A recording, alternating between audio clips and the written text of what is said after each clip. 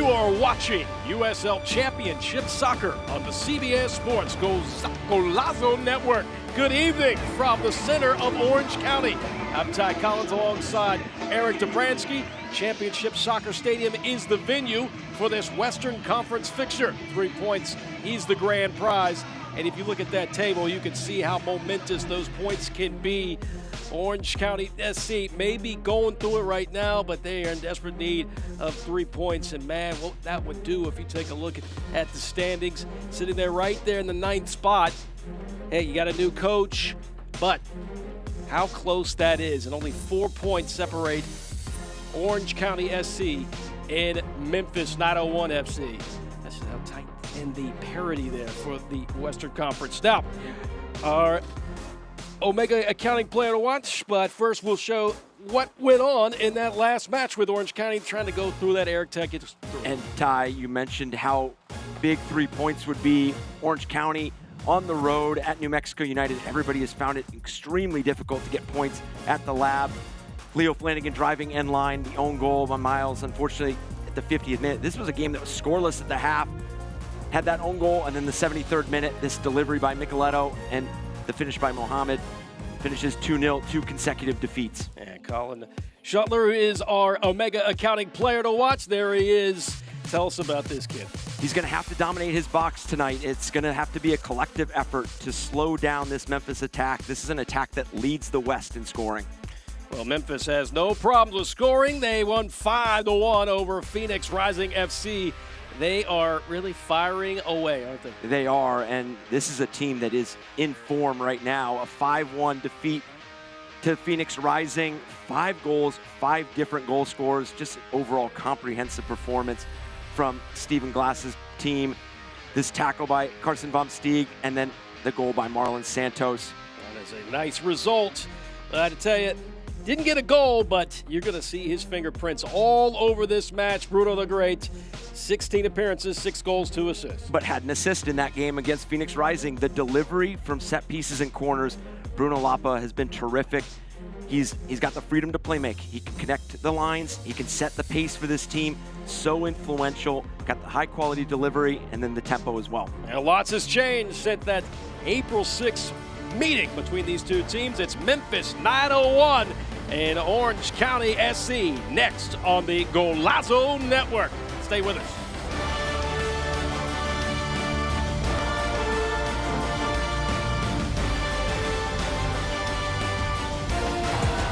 The community aspect of Orange County Soccer Club. And if you want to support local sports and local teams, this is like the definition of a local team. More than just a soccer team, it's more of a huge family that's coming together here to support the one and only professional team that we have here in Orange County. OCSC is just such an amazing place to go with the family on Saturday nights. We look forward to it so much, and we can't get enough of it.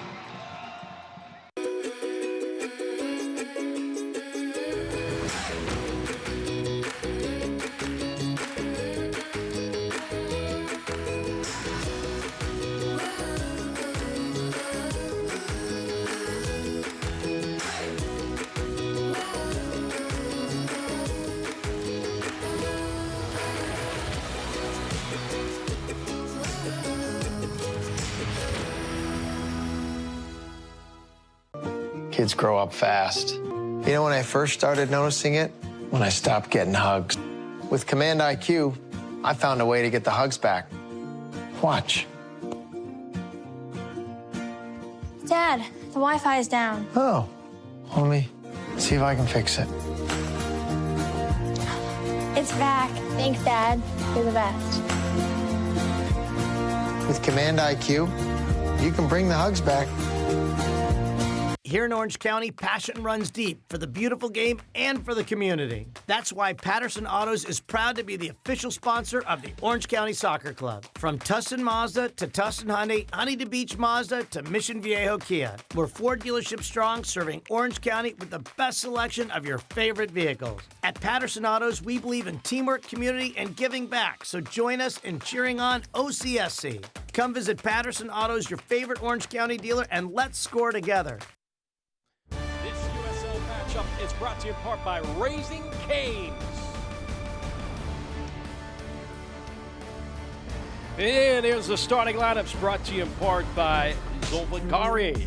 And it is a 4-4-2 formation. Lots of new faces that are on this starting 11. Take a look at number 11, Jamison, the young and quick Jamison. Of course, Zubac can also get his head on it. And of course, Dogman gets the start on that outside left back position. And now we'll move to Memphis. Their starting 11 will go like this. Hyman and Fernando, and of course Marlon, one of the USL's leading scorers. He'll be right there in that attacking center mid spot. And Lapa, of course, right behind him to distribute. That's brought to you in part by Zolfagari. As we just about ready to get this thing ready to go. Orange County, new head coach, trying to get some results, but even with the troubled water that they've had this past couple weeks, they're still right in the thick of things. They are, and you mentioned it earlier, Ty, in the open with the standings.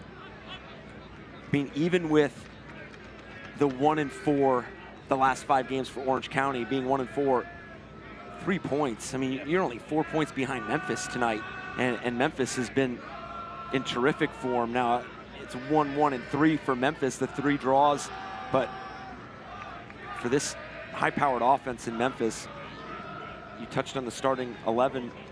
There's 16 goals amongst that front 3, and then including Bruno Lapa, and then 20 goals when you combine the midfield and the front 3 for Memphis. Well, think about the storylines, how they've changed throughout this season so far for the USL Championship. I mean, it's drama week after week. So there'll be teams that go on a huge streak, they move up, some move down. You have what Orange County's going through. There's 51 points available, so you can't say it's all over because it's the game of soccer. Anything can happen. Well, and to that point as well, it's opportunity. I mean, it's opportunity. I know Orange County, and we talked to Paul Hardiman earlier this week about the injuries, about having to navigate that time. You mentioned, again, some of the newcomers and some of the changes in the 11. Ben Norris making his first start of the season for Orange County tonight on that right side. But for Orange County, everything's still right there in front of them. You pick up 3 points. You have Phoenix and San Antonio playing against each other tonight. So what happens in that matchup? I love it. I mean, it's, every weekend you have to scoreboard watch. You have to, you're just never out of the fight. I mean, Look at what Rhode Island has done. They look like they were pretty much sitting there as the anchor, pardon the pun, but in that division. But they've gone on a streak themselves. They've got a lot of fight. They've figured it out offensively, and they're climbing up the table too. So, well, in the West, you look at Oakland. Oakland sputtered out of the gates, and now, I mean, they're hosting Lou City tonight. They've just continued to pick up 3 points. Let's give us ear keys to the game. Both of these teams here. Yeah, for Orange County, it's going to be limit transition moments. For a Memphis side that enjoys those counter-attacking chances, obviously when you have Marlon Santos, you have Heineman, you have Fernando. And when we talked to Paul Hardiman about what he wanted to see his team do better on the ball, not casual giveaways, turnovers. And then for Memphis, win that battle out wide. It's going to be, the matchups with Ryan Flood, Ben Norris. Akeem Ward had 2 assists in that game against Phoenix Rising, that 5-1 win. Lapa with a beautiful distribution. Well, those keys of the game brought to you in part by Patterson Auto. Carson Baumstieg on that right side had a goal and was heavily involved in that 5-1 win against Phoenix Rising as well. Memphis in all white, of course. Orange County SC in their patented orange tops and their black shorts, sponsored in part by Hummel. See Hummel a lot nowadays. Sissoko ushering this back to Derek. Into the 5th minute we go. here at Championship Soccer Stadium. Ty Collins alongside my good friend, Eric Dobronsky. Pleasure you guys could join us.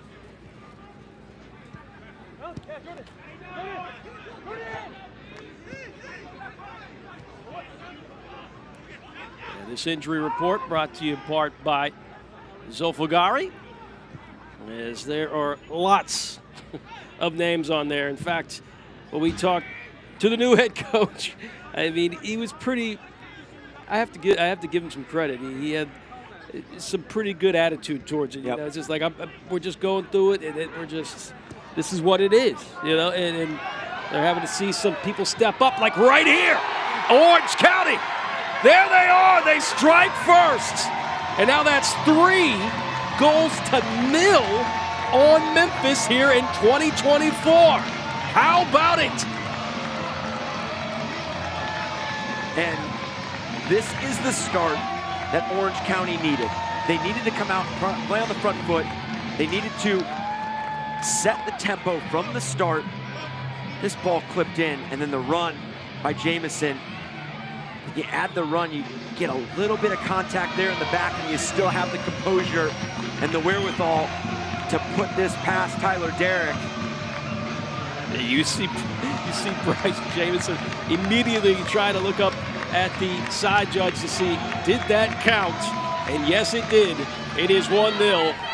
Orange County SC already striking first in the early doors of this one. New head coach. So 1-0 into the 6th minute. Jamison, former Barca Academy resident player who played in Arizona. Very speedy, very young. And he has put his home side on the board first. And sometimes when you are a team that have conceded 4 goals in 2 games, back-to-back 2-0 losses, you tend to be a bit more defensive-minded. You don't want to concede that first goal. But for Orange County and Bryce Jamison sitting on that back line, and again, good ball in behind. Jamison all over the pitch early in this one. And his goal brought to you by Hoeg. As the goal for Jamison, his 4th on the season. He's the youngest player in club history to have a brace. A former Barca Residency Academy player. Now we got ourselves a Cityside Fiber corner kick. Flood will take it. See how dandy that left foot is. An in-swinger in the 8th minute. Knocked away, but claiming it is Scott. Scott thought about it, and he'll usher it back to the left channel. 1-0. Orange County SC on top. This is a good diagonal ball for someone to take it. Nobody claims it. Orange County still cooking. A little step over that Flood. Forgot the ball, but was able to recuperate. Good, clever move by Lamb. And Orange County SC working around. Left channel again. Clipped in. Here's Jamison. Can he find a brace? Oh, he just lost his angle by scooting that close to the byline. But Orange County SC, you talk about aggressive here in this first 8 minutes. They are flooding up to that final third, aren't they, Eric? This has been an electric start for Orange County. That sequence came off a Ryan Flood corner kick. I mean, you talk about a second wave, a third wave, a fourth wave.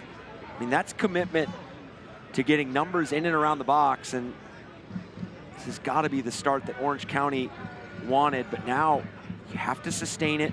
This is a quick strike Memphis side.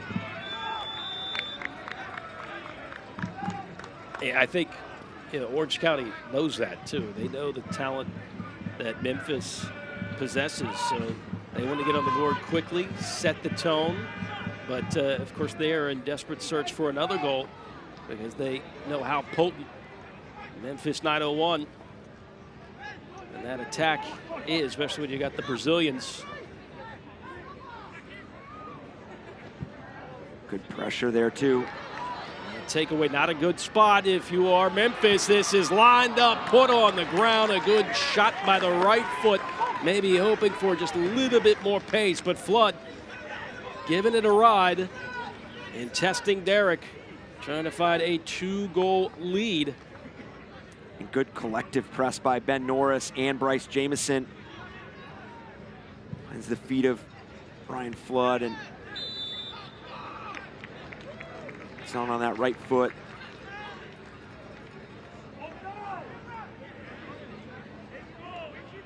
That replay brought to you in part by IBEW, local 4-on-1. Into the 10th minute, moving to the 11th minute, 1-0. Jamison, his 4th goal. Orange County SC, first goal in quite some time. We talked to the head coach, Paul Hardiman. He said, trying to get a pulse of this team, especially like that New Mexico game, as they try to work into the box here, and a shot that just missed it. Flood, another good look for him. And Ty, to the point that we were making with the keys to the game, this is the start where, for Memphis, it makes it difficult to release players like Vom Steeg and Akeem Ward, because those are two outside backs and defenders that like to join in the attack. They like to get forward. They like to insert themselves in that final third. But when you're finding that success that Orange County is right now, not only centrally, but playing through those channels, you start creeping back. You start playing on that back foot. You don't want to release as quickly as maybe you typically do. And those are those initial exchanges that begin to define a match. Some of the miscommunication there on the back line for Memphis, which probably will have head coach Stephen Glass beside himself. But it is something they can remedy for sure. And you kind of see them getting kind of back on the bike, knocking it around, work it back up, try to build, see if they can create. They really have only seen maybe one trip into that final third. This is lofted over and trying to find Fernando, but it's cut out.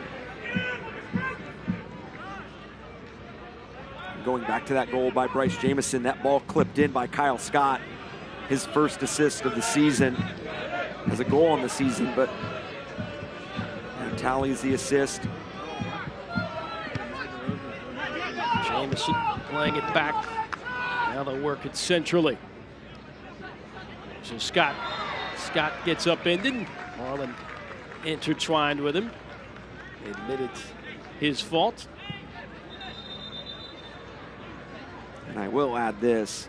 This is only a Memphis side that have garnered 2 clean sheets this season. So clean sheets are not a typical outing for Memphis. And not that they concede goals in bunches, but this is a team that scores goals in bunches for sure, but they're not going to be fazed by going down a goal here early. They're going to feel like they have the firepower and the ability to pull one back. They have all the tools to do so. There's one of them. There's a weapon on that left outside spot. This is plopped over by Ward. Looks like they're going to call handball on Marlon. Might be hard for the Brazilians to concentrate with their home national team playing right now. A huge bout, Copa America.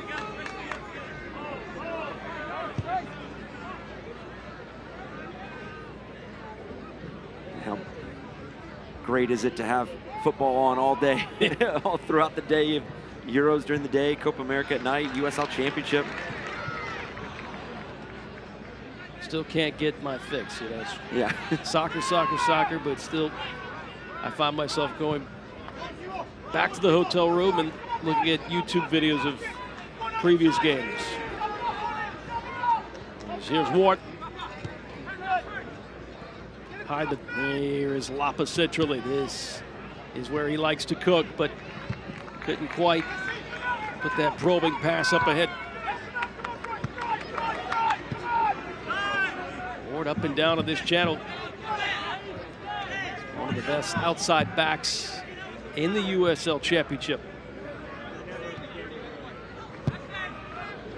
Orange County beat Memphis back on April 6, 2-0. So in the aggregate, 3-0 and that goal from Jamison. In fact, Orange County SC never lost to Memphis. 2-0-1. Only blemish was a tie. And we talked about the recent form for Orange County, the 5 games, being 1-4 in those 5.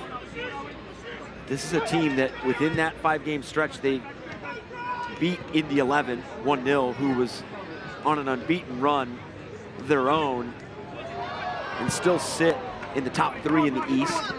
And then prior to that, on June 1st, beat Detroit City, who are top 5 in the East as well. Nice ball played right across the goal mouth with Jamison there. He's had plenty of touches inside the box.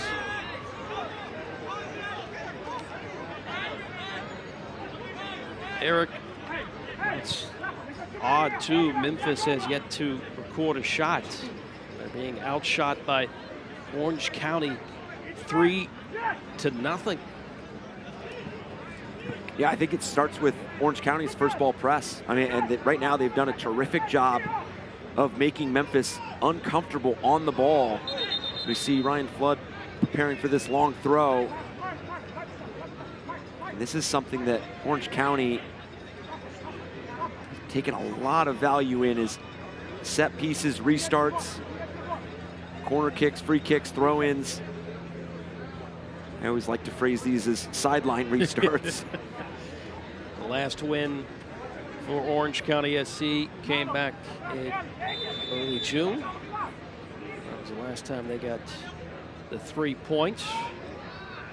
And they look at very promising air. A little bit of a porpoise header there. Put in by Norris, Benjamin Norris, who gets to start tonight. Has seen action in 2 matches, but as you mentioned, his first start tonight. And we talked about not only we touched on the injuries that Orange County are navigating right now, but navigating a tough stretch of games. Played Saturday, played Wednesday on the road at New Mexico United. 0-0 at half in that match. Jamison into that pocket. He's surging ahead. Double team knocked away. And now let's see if Memphis can quickly get up the pitch. I think that key number for Orange County is 2, because when they score 2 or more, dating back all the way to June of 2022, they've only lost 2 games, 2 matches. They already got 1 on the board. See if they get another. Memphis is trying to get their footing back. Very uncharacteristic of Memphis flying across the country to Orange County, Southern California, to play this big matchup here on CBS Sports Golazo Network.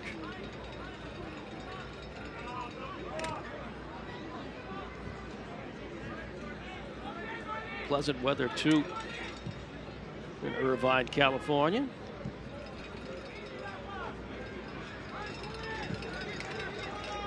Not like the last match I called for Memphis, where they were playing in Las Vegas and it was 110 at one point. That's degrees. I got a foul on Zubik.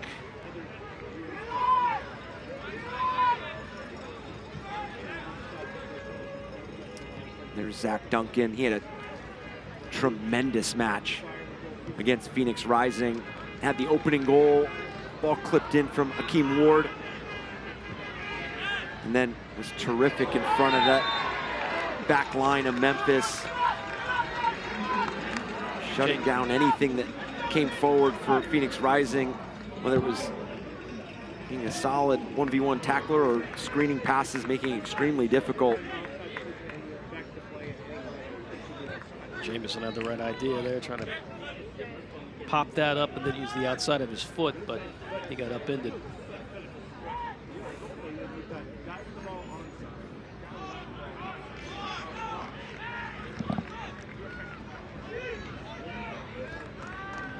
That goal in the early part of this first half, but we've kind of hit a standstill here.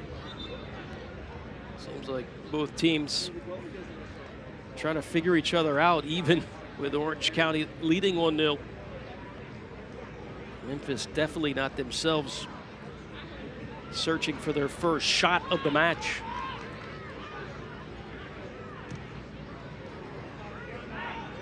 After you deposit 5 goals against Phoenix Rising, we're gonna have to just let him do his job. We're gonna have to just let him do his job. Gotta go through a lull. You don't have a flag. I got you. Well, I mean, this is a side that played last Friday night. We're gonna look at the video. We see Bruno Lapa dropping deep to get on the ball. So you always wonder with the travel and the time off, and you wonder if it takes just a bit of time to get that rhythm, get that momentum. Insert yourself into the match where Orange County, it can almost be a benefit that you've played so many matches in 1 week, this being the 3rd in 8 days. Spits out to Lamb. Attempt on a triangle pass here to get to the corner in search of Jamison, but shepherded out by Ward. Derek will place it for a goal kick. Already Stephen Glass having some conversations, pleasant conversations with the side judge, showing the Scottish in him. I'm part Scottish. They have a tendency to do that. Yeah. You can see Orange County extremely deliberate with keeping players high, keeping this back line for Memphis. Memphis honest. The inability to detach and go forward. Side that really enjoys being proactive, being front-footed. Do you think, Eric, that just kind of altered, hit Memphis by surprise, is that press and how aggressive Orange County SC has been? Or they're just kind of wobbly, trying to figure out their identity again? No, it could be a bit of both, to your point. I mean, I think you have a team that has had a week off.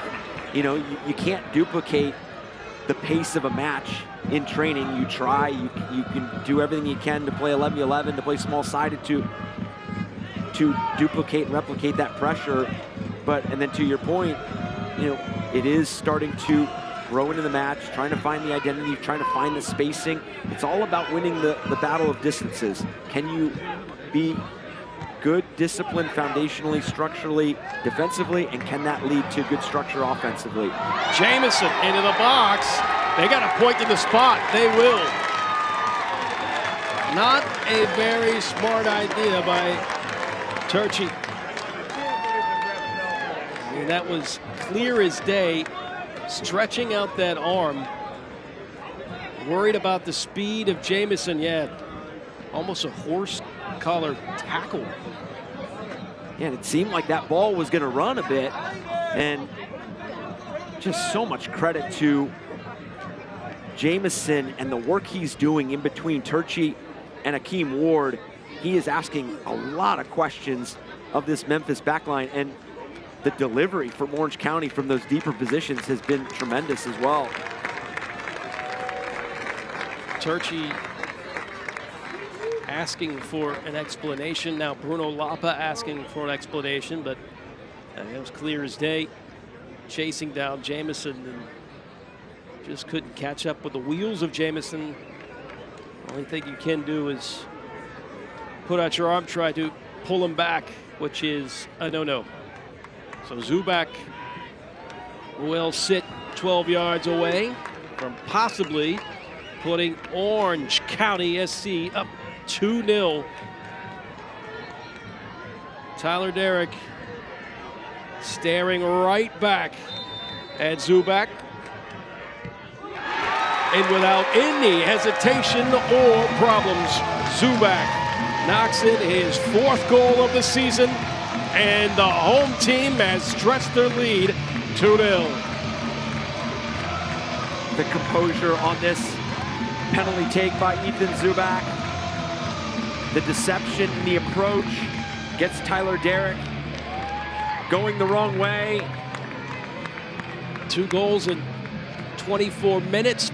Brought to you in part by Hogue. There is the replay on that penalty and the point to the spot. Of course, the replay is brought to you in part by IBEW Local 411. Zubak in the 25th minute slots one past Tyler Derrick. Another Hogue goal for Orange County SC. They lead 2-0. That's always a good omen when the boys in orange score 2 or more. Well, and both goals, each coming from the 2 forwards for Orange County. That's a great start. You're up 2-0. Got your 2 attacking players on the board. But Jamison has been an absolute handful. Orange County, this is their 3rd match. Another issues in this back line. Eric, what do you see in it? Is it communication? Is it they're not quite understanding the speed and that press? I think for Stephen Glass and his side, it's going to be about talking about skipping that line. Right. They're playing right in front of Orange County. It's okay to skip that line, play a bit direct in some cases. And this is a team that has been really dangerous in the counterattack and the transition. I know the commitment that they have to building through the defensive third, but right now Orange County is pressing them into a lot of problems. Memphis gladly accepts this challenge. And Lapa will gladly accept this free kick. He's got a golden foot. He got the goal of the week from another area code. Played down at Vegas. This one's a little closer, but most likely he'll loft this one and look for his targets to the left of that D. Now he'll play the short option to the right channel. Clipped in and spinning, but right into the hands of Shuttler. Shuttler, who played his college soccer at the historic program of UVA. It was the first time he was all ACC as a freshman. First time in program history since 1989 by who else? Tony Miola. It's a nice feat to have. Right? Yeah, I was gonna say.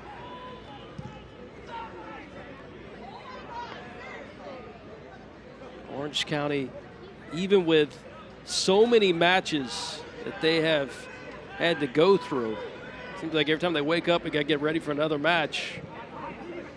This is, of course, the 3rd match in 8 days, and they look like they're the most rested. And that's why that second goal is so important for Orange County, because you continue to put the pressure on Memphis. Now they have to respond. Anytime you score that first goal, that next goal is gonna be so influential. So much energy from Orange County right now, and for Memphis, it's gonna be about problem solving, how to play through this press,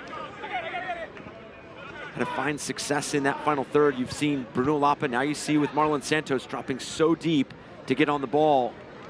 Trying to get some numbers up. Nice threaded ball. And even a better claim defensively. Immediately claimed by Dogman. So Gagan pressing here by Memphis to get this into that final third. Whipped in. Desperately trying to clear it. This will move over to Carriega. And Ward has now intervened into the attacking third. Into the 30th minute, 2-0 in favor of the boys in orange. Memphis, they have been dynamite, unbeaten in their last 10, and really in a hole. They'll have to look for some answers quickly, as this one rolled a little too fast for the pace of Ward, and he's not slow by any means. But that is a better sequence for Memphis, and that's something for them with 15 minutes left in this first half that they can grow into. You had Akeem Ward high in the final third. You have Carson Von Steeg high in the final third. The overloads out wide. That's what you want, and this is a team that enjoys the wide delivery. And this is also a Memphis side that not only leads the West in scoring, but leads the West in conversion rate at 16%. So they take their chances in front of goal.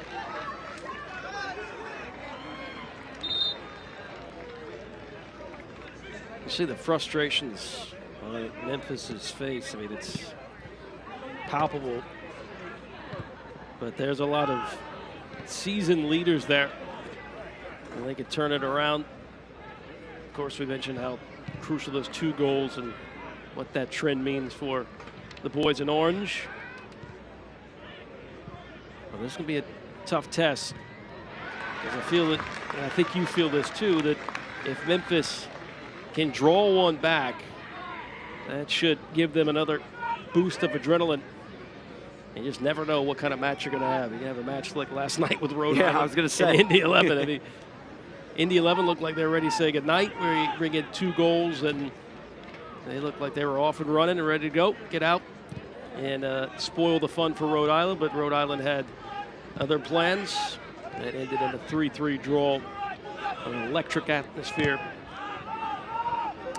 And Memphis has overcome a 2-0 deficit before against that Rhode Island side that did it last night, put themselves behind twice last night to Indy 11, found that late equalizer, but Memphis found themselves down 2-0 to Rhode Island, pulled that back 2-2. You're absolutely right. It's not territory that you want to be very familiar with, right? As we all know this game very well, that you don't want to be chasing the game every night. And that was at the time when Rhode Island had that 2-0 lead, that they were still trying to figure things out.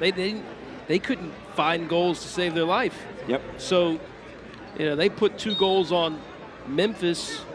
And then 5 on Lou City. Yeah, I mean, again, we said this over and over again, beating that drum, but the parity is the best I've ever seen it in any league. I mean, it is,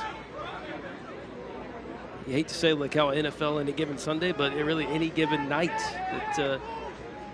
And you talk to the coaches, and they are fully aware of that. I mean, there is no team in the West or the East that you look at and you mark it as an easy 3 points. You are on for a fight every matchup, and then the ebbs and flows of your season. We talked about the 3 games in 8 days for Orange County. Talked about the travel for Memphis this year being in the Western Conference. This gets freedom.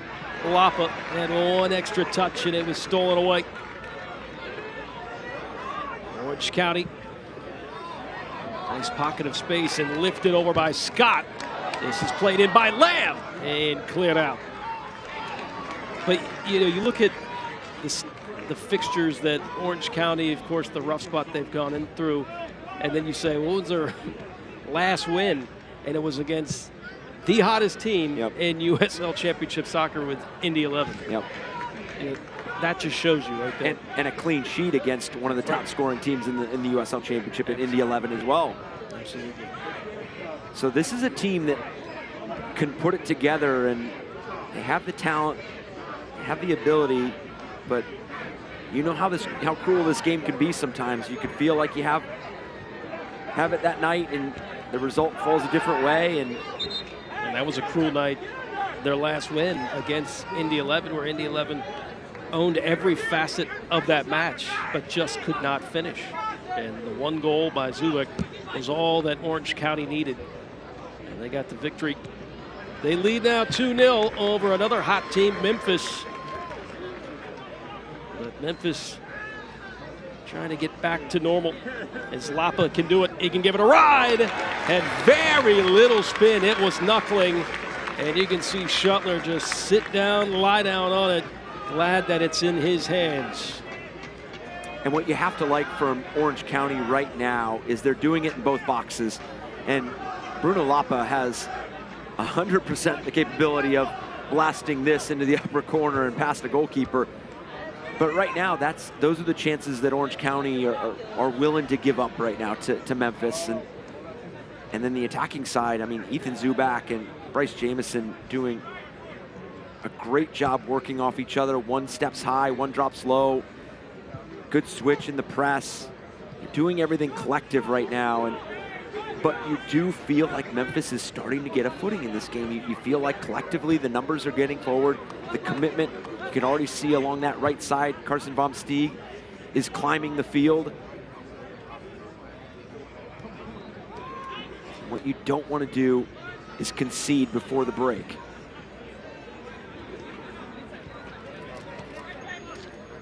Orange County SC's 5th annual Corporate Cup is coming up fast. Our 7-on-7 tournament, soccer tournament designed to be fun out of office adventure for your whole company. The tournament begins on Friday, September 27th, with the final taking place here at Championship Stadium on Wednesday, October 9th, after OCSC takes on Colorado Springs Switchbacks. Head to orangecounty.com/corporate-cup to sign up your office today. But I want to play. That sounds like a lot of fun. Shows you a lot about how the soccer community in Southern Cal, not surprised though, and definitely in Irvine. 5th annual Corporate Cup.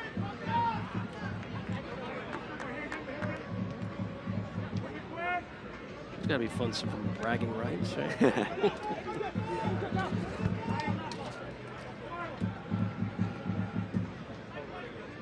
Where do I sign up? I was going to say, dust off the cleats. Should we sign up? Yeah.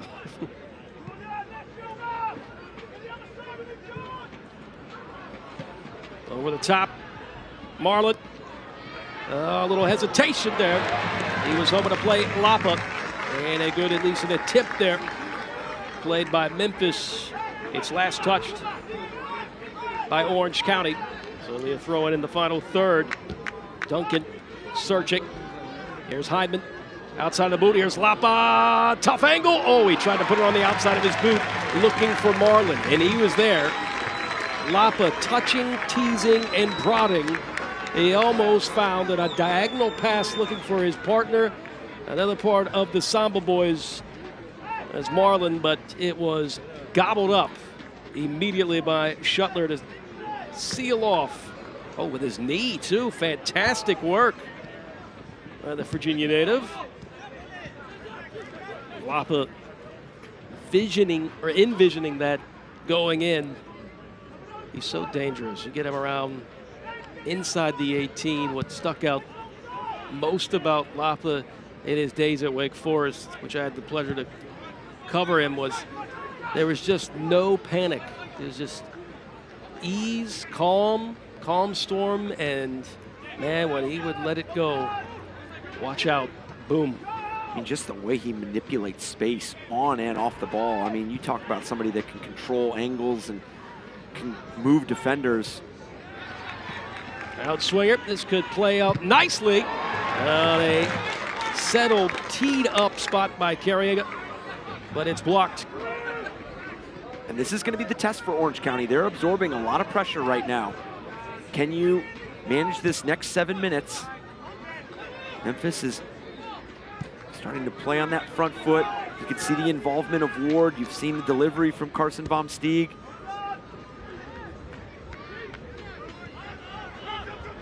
Involvement of Bruno Lapa now higher up the field. Turchi sliding in and moving that back line up.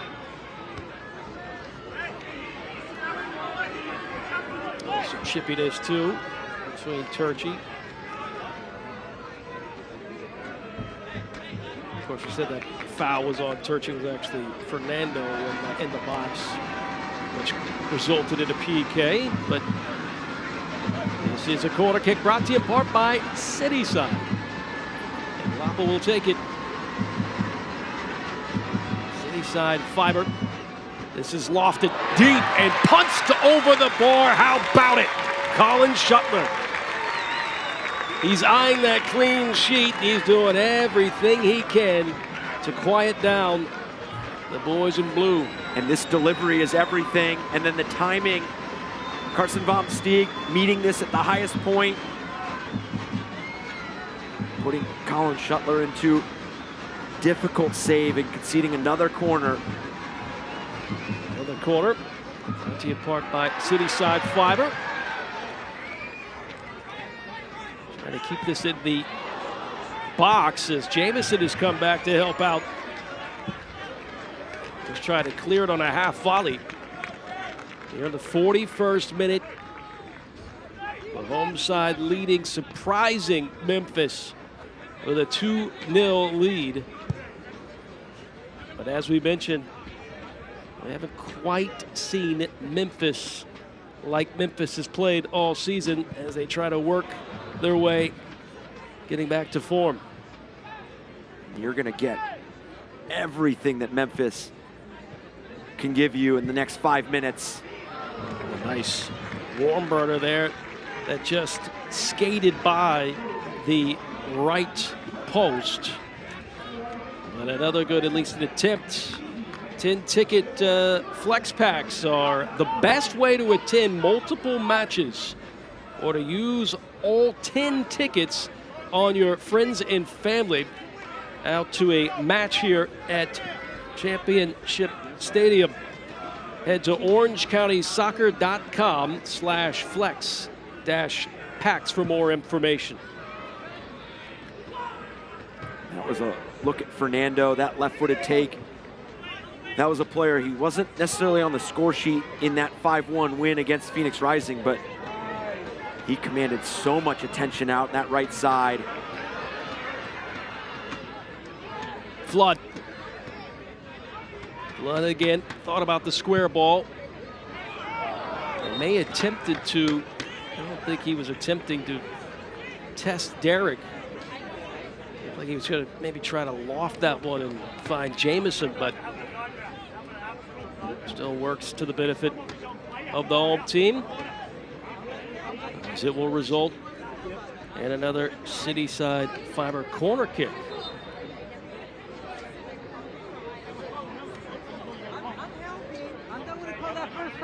And wouldn't this be the way to put some more pressure on Memphis? If you're Orange County, get this left-footed in-swinger from Ryan Flood. You almost get the sense that that third goal could be that dagger, even with lots of soccer to play. Orange County, they know it. They're going to go for it. Far stick, now headed back into the mixer. Claiming it is Lamb! Lamb with a golazo on the Golazo Network. It's 3-0.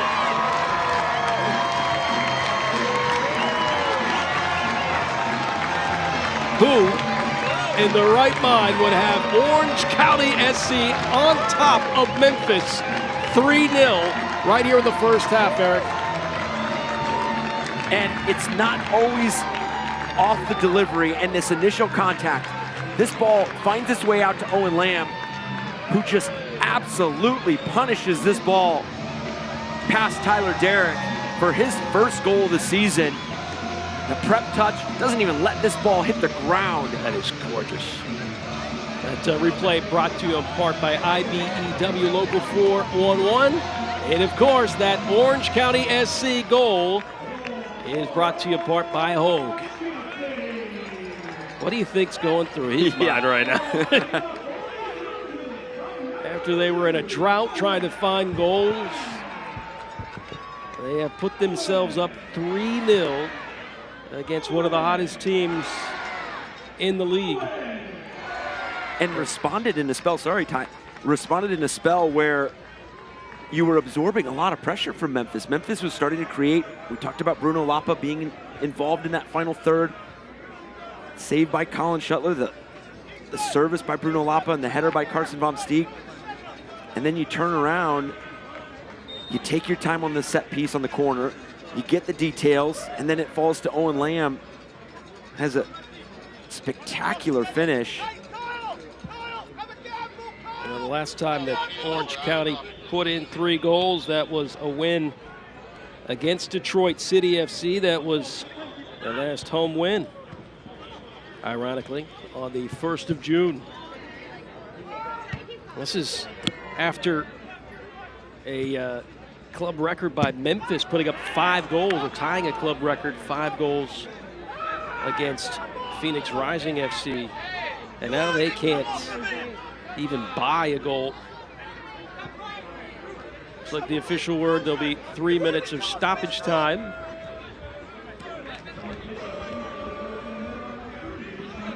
There's head coach Stephen Glass, and he is just at a loss for words right now. This is a team that is staring at 2 straight road games after this match. I know this is not what they're thinking about. Is their sole focus is getting back into this game. Stoppage time brought to you in part by Zulfagari Law Firm. 3-0, a surprising output by the boys in orange.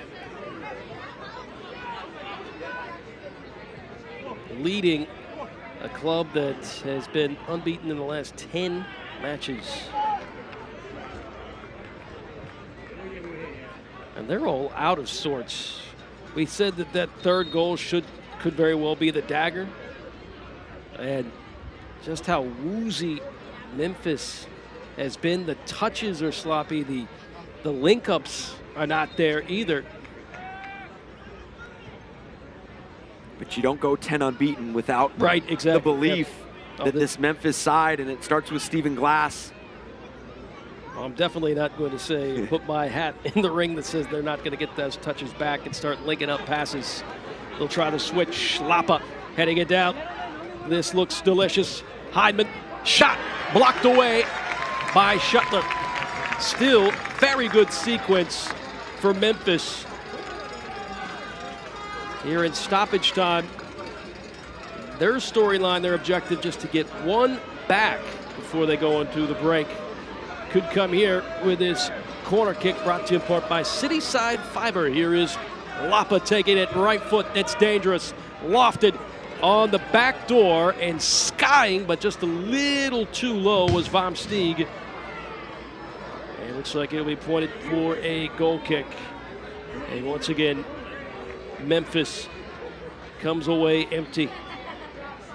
We knew Colin Shuttler was going to have a solid night to slow down this Memphis side, and at 2-0, we all know how the pace of a game could change if you pull 1 back, and Colin Shuttler has not had to necessarily make that big game-changing save, but he's had to influence a number of plays in that final third. You look back at that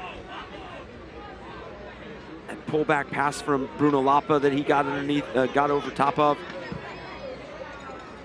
to intervene there, and then a couple saves from outside the box that impacted this match as well. And look at the faces of Memphis in disbelief and speechless, looking for some kind of answer. Doesn't seem to show the Memphis team that we've seen all year in the first 45, but Orange County under a lot of pressure and adversity. They have a nice 3-0 lead at half. We'll be back. 3-0, that's the score. Surprising to see such an output by the home team. As we've hit the first 45 is in the books. We'll be right back right after this.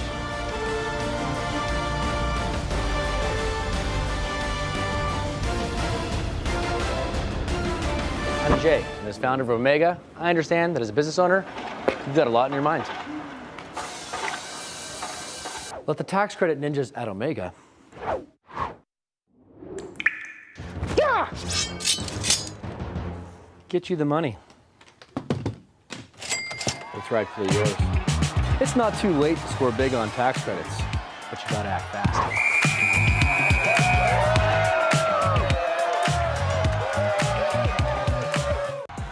It's the community aspect of Orange County Soccer Club. And if you want to support local sports and local teams, this is like the definition of a local team. More than just a soccer team, it's more of a huge family that's coming together here to support the one and only professional team that we have here in Orange County. OCSC is just such an amazing place to go with the family on Saturday nights. We look forward to it so much. And we can't get enough of it.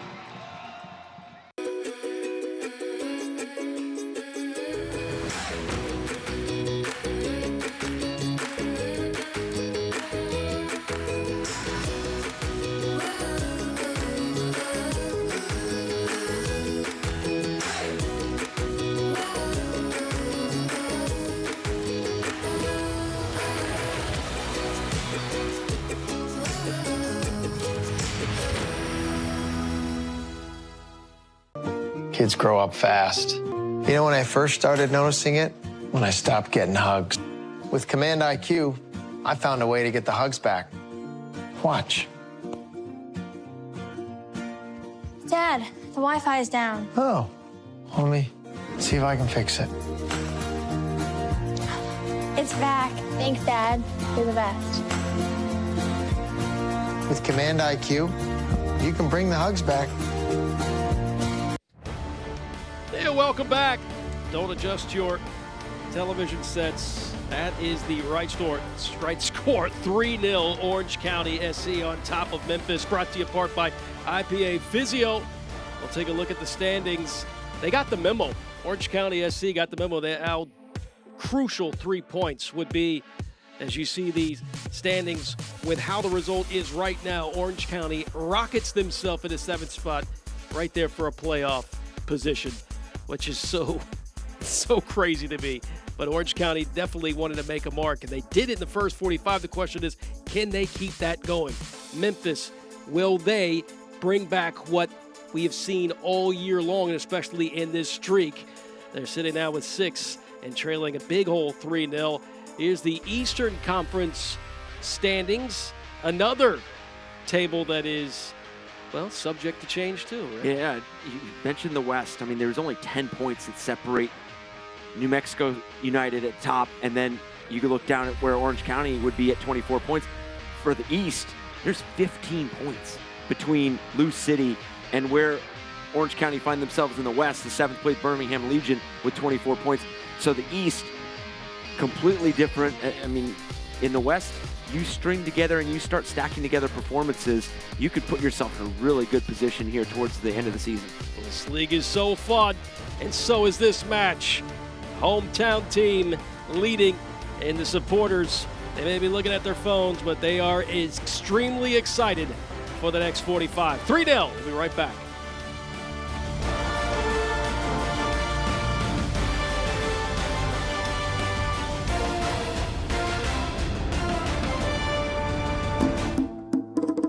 New flavors, the same traditions. Be the guest of honor. Add more flavor to your parties.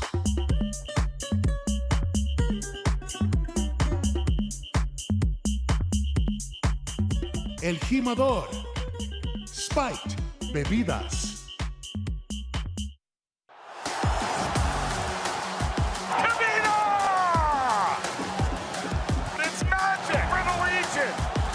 Distance! Oh, what a goal!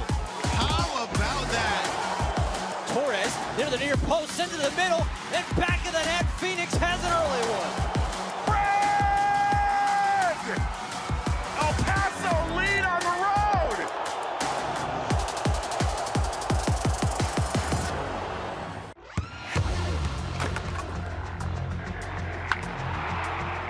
We all have goals. But let's be honest, Most of us aren't going to be professional athletes. But if your goal is to finish your degree, we can help. Come to a university that puts your goals first. Bellevue University, your partner in finishing goals. They're hungry for the women's game. They want to see women's soccer. They want to play women's soccer, and that's what we're building at the USL. You can see it in my eyes, only want the best. And you're grinding every night, won't settle for less. Got me looking to the sky, got me feeling blessed. Got this fire burning up inside of my chest. Burning up inside of my chest. Got this fire burning up inside of my chest. It's the community aspect of Orange County Soccer Club. And if you want to support local sports and local teams, this is like the definition of a local team. More than just a soccer team, it's more of a huge family that's coming together here to support the one and only professional team that we have here in Orange County. OCSC is just such an amazing place to go with the family on Saturday nights. We look forward to it so much. And we can't get enough of it. Well, it's halftime here in SoCal. Brought to you in part by IPA Physio of Orange County. And the Orange County SC crew leading 3-0. You know what I'm sending out? I'm sending out an SOS. You know what that means? Summer of Soccer. Check out this. You got a big one on the CBS network. That is July 21st. That is Oakland and Sac Republic. Big Western Showdown. And Eric, I also like this ESPN2 matchup on August 10th in Louisville and Sacramento. Yeah, what a time to be alive. I mean, you have matchups across the board. I mean, we mentioned Rhode Island throughout this first 45, the run they are on.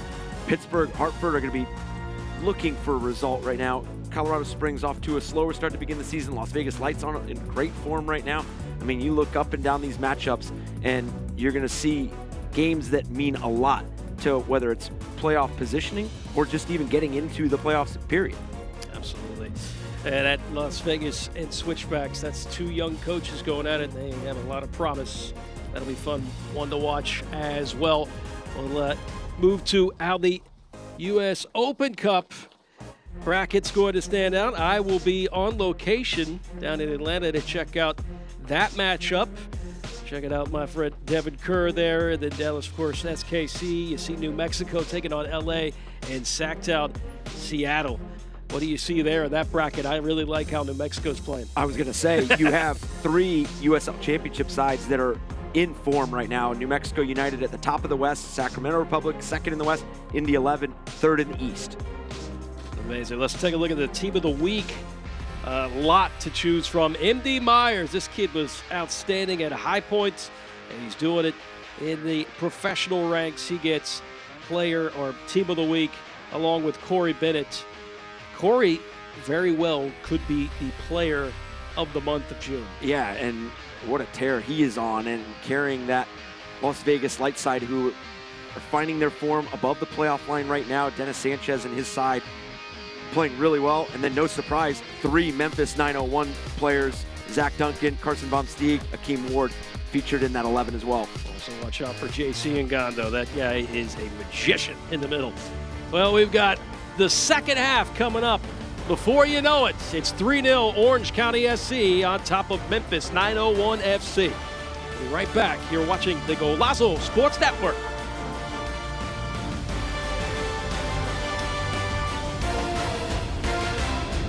I'm Jay, and as founder of Omega, I understand that as a business owner, you've got a lot in your mind. Let the tax credit ninjas at Omega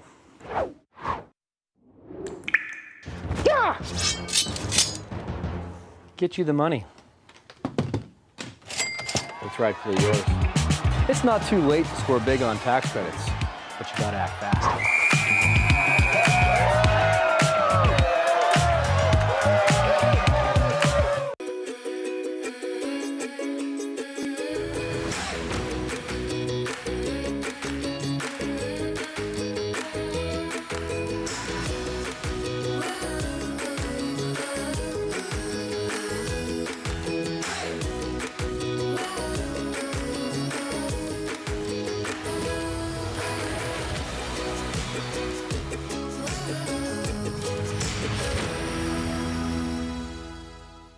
Here in Orange County, passion runs deep for the beautiful game and for the community. That's why Patterson Autos is proud to be the official sponsor of the Orange County Soccer Club. From Tustin Mazda to Tustin Hyundai, Huntington Beach Mazda to Mission Viejo Kia. We're 4 dealerships strong, serving Orange County with the best selection of your favorite vehicles. At Patterson Autos, we believe in teamwork, community, and giving back, so join us in cheering on OCSC.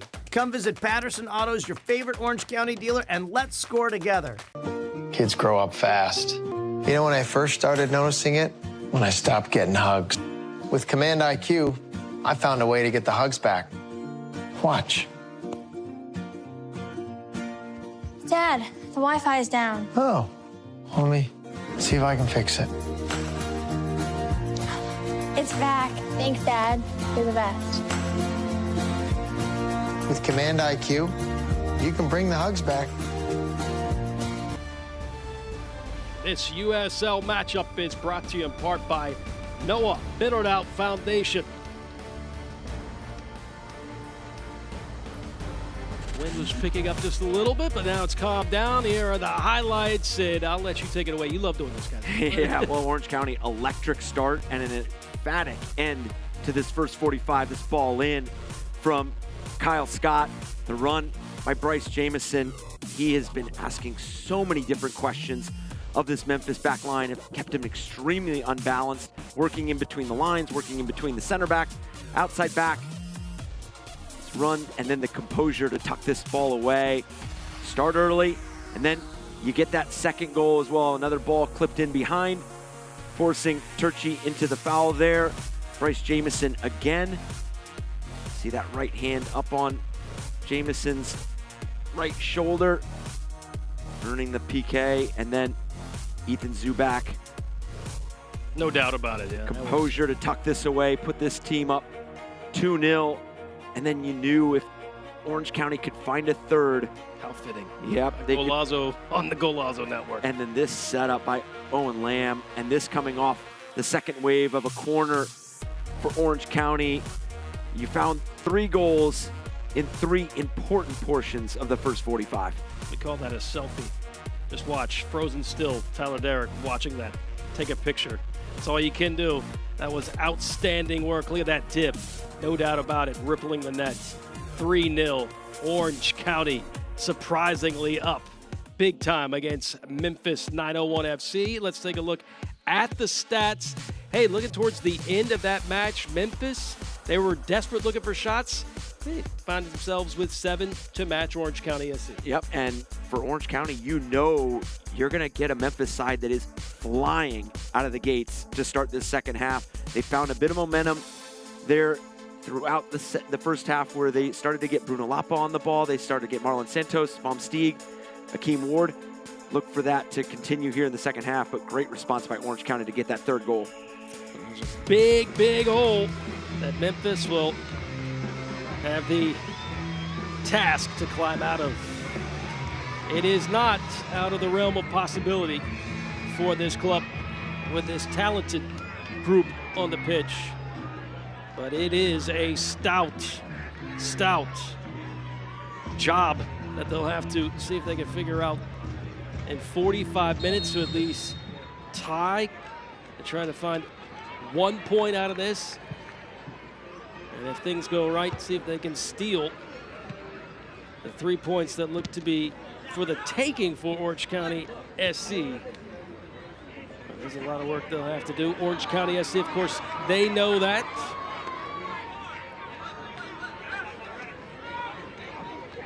It's imperative that Memphis comes out with that same aggression and press that Orange County did in the first 45, just for them to find some kind of sliver of hope in a lifeline. Yeah, and it's always that fine balance for Orange County, keeping the foot on the pedal, keeping the foot on the gas, and continuing to press for a fourth goal,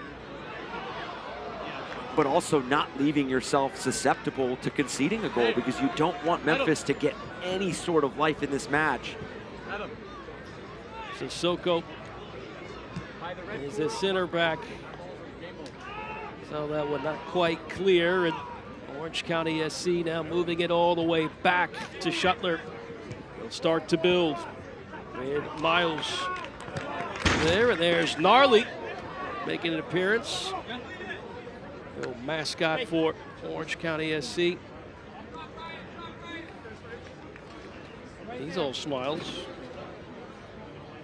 Of course, the theme tonight in SoCal here at Championship Soccer Stadium is Red, White, and Bruised Beer Fest. So a lot to celebrate with their club leading 3-0 after the break, but now we are underway in the second 45. Memphis, is there any life left? Threaded up. Working is Fernando. This is a better start to the second half than they did the first, but this is what we expected from Memphis. Claiming it and into that space given, but just a little too much aggression on that. Overcooked by Turchi. That was at least a 63-yard field goal. But some aggression on that. Had to feel good, just couldn't get it on frame. I see the early involvement. Hakeem Ward climbing the field early. Carson Vom Steeg climbing the field early. That push to pull one of these goals back in this first 10-15 minutes. You need your opponent to start feeling the pressure, and you have to do that early on, especially when you're talking about a 3-goal advantage. When you're talking about a 2-goal advantage, you can manage the 45 minutes and see what the opponent gives you, but you've got to go out and make it happen when you're trying to climb into a 3-goal deficit. We saw those standings there in the halftime show. I mean, 3 points for Memphis, which are going to be very, very tough to get. That would move them to second place on the table. And they just had their issues with some of these clubs that have had some adversity to deal with. Their last loss was to San Antonio, where they're trying to figure things out. Orange County SC is into space as Zubac, a whistle blown to blow it dead. And Zubac will get a card after continuing and taking a shot. priceless reaction by Zubac. Yeah, and I know he's putting his hands up, trying to figure out why he's getting a yellow, but he knows for the continuation from the whistle. Zubac, who came from the LA Galaxy. Zubac, I mean, clear space, 1v1 and blown dead. I don't really blame him. You know, you're kind of going through the motions. You feel the passion by the home crowd here, and just keep going. And also, you're thinking on the way before you send one, at least to attempt on the on frame, even though you know that there was a whistle blown. Like going through your head, what did I do wrong? Yeah. Yeah, I think to add to that, I mean, Ethan Zubac does have to be careful now. He is a forward, just like Bryce Jamison, that like to press, like to be physical, like their defenders to feel their pressure. And now any sort of clip or any sort of physical tackle, you might pick up that second yellow, and a team that is already feeling it from the injury standpoint and not having necessarily the depth that they are accustomed to early on and approaching the midway of the season. Memphis just can't, even here at the beginning of this second half, Lava can't quite get his touch back. He's sitting those balls that he usually plays on that touch line, and it's just a hit with a little too much weight.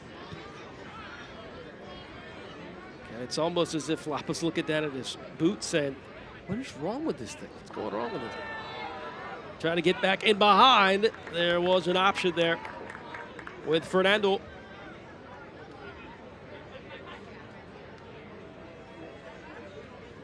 Memphis such a good passing team. They average almost 410 passes per match and a success rate just shy of 80%. It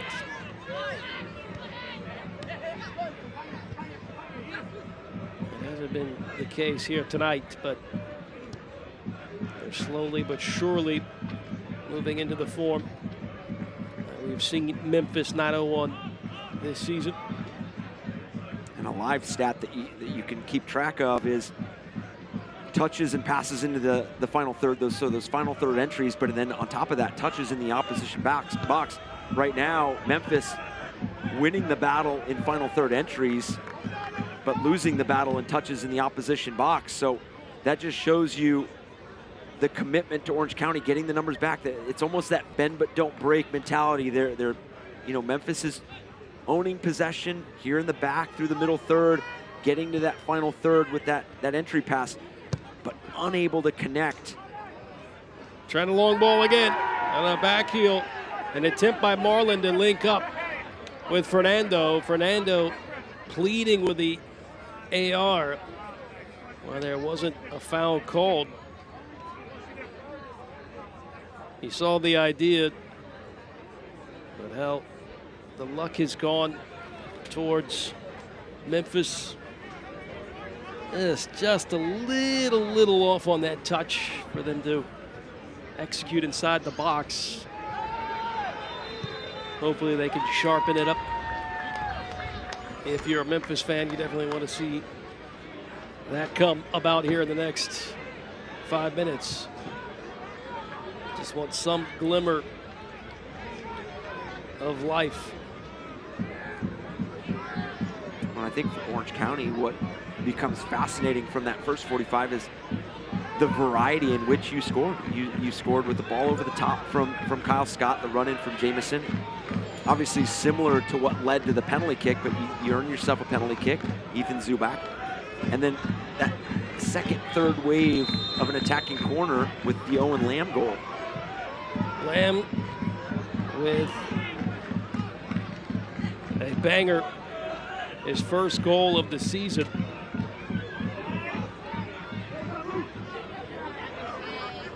And now Memphis inching their way into the attacking third. Just aggressive defense.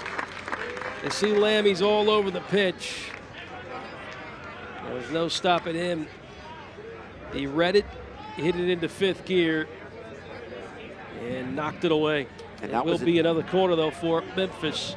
Brought to you in part by Cityside Fiber, and Lapa will take it as usual. Outswinger, will this work?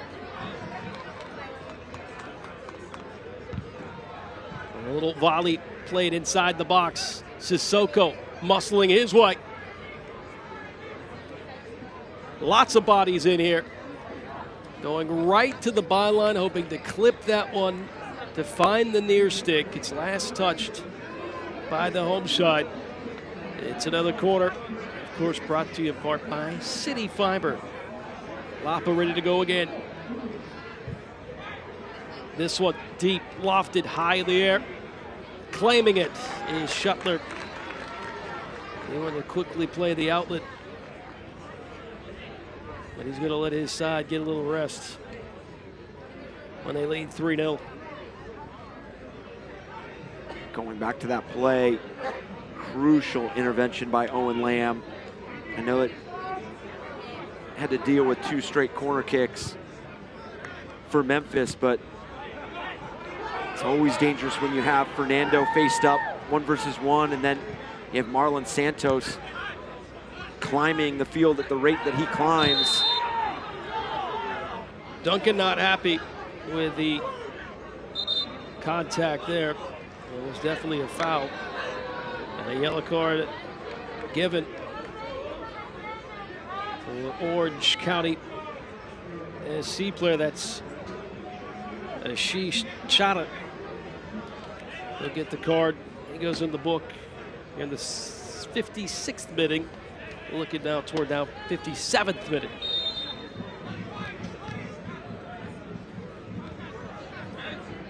Oddly enough, Memphis has moved with 9 shots and leading in that category to Orange County's 7. But the big number and the daunting number is 3-0 in favor of the boys in orange in Memphis. Just seeing if they can get one back. Time not a factor yet, but down 3, might as well. Sissoko. Clever play by Fernando. Trying to get over the top, and it has not worked. Intervening, jumping into that mix was Turchi. Here comes Carriega. Oh, pulling it back is Fernando. Here's a hit. And Marlon, not quite the pace he wanted on it, but a good look nonetheless. You can see that ball almost get stuck under Fernando's foot right here. It's caught up and then has to lay it off to Marlon Santos, but not a bad player there to lay it off to. 7 goals on the season, 5 assists for Marlon Santos. Was the USL Championship May Player of the Month. Replay brought to you in part by IBEW Local 411.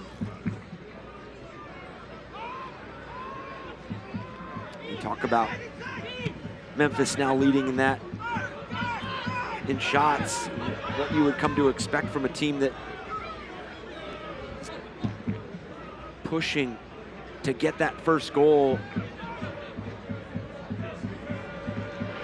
Nice play ball threaded on that right channel. Here's Jamison. Jamison, why not? We talked about how dangerous he would play in this matchup at the Open. Did not expect him to be the first one to score and break through. But that is exactly what the 18-year-old did. And then drawing that PK for the second goal as well. And this is where for Orange County, can you absorb the pressure? Can you force Memphis into not being able to upgrade their opportunities and then also expose some of the spaces that Memphis possibly leave available, because they are gonna start committing those numbers going forward, because you have to score the goals now. There's no, you can't see time run off the clock. You've got to find one. And you see Akeem Ward starting higher. You see Carson Von Steeg starting higher. You see Heineman picking up the yellow there. And Heineman knew it. Get the yellow card. Another one in the book. This all starts with a big tackle from Zach Duncan. You can't do that. And Heineman ending that play, picking up the yellow. Can't quite do that. Understand that you're upset and frustrated that you can't get into form. And it does take a toll, especially when you know how your side can click and play so flawlessly. And now down the ground, looks like Marlon. He's holding on to his left boot. He may have gotten stepped on, and now we've got some extracurricular activity going on. KG would be the word so far in this one, there in the second half. Well, I think both teams trying to figure out where the stoppage of play is, because you get this play here from Miles through Marlon Santos there, but the play didn't stop there. Looks like they are going to go back.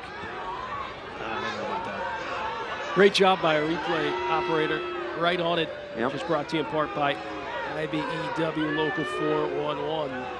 I think Miles has a legit case here. That doesn't look a bang play. I mean, it didn't look like he was intending to stomp on Marlon's foot, but I guess that the cleats were up at the point where the official thought that was dangerous or reckless. Couldn't get a clearer look on that replay. Sensational work. Great crew on hand tonight. Excited that We are controlled by the masters that are.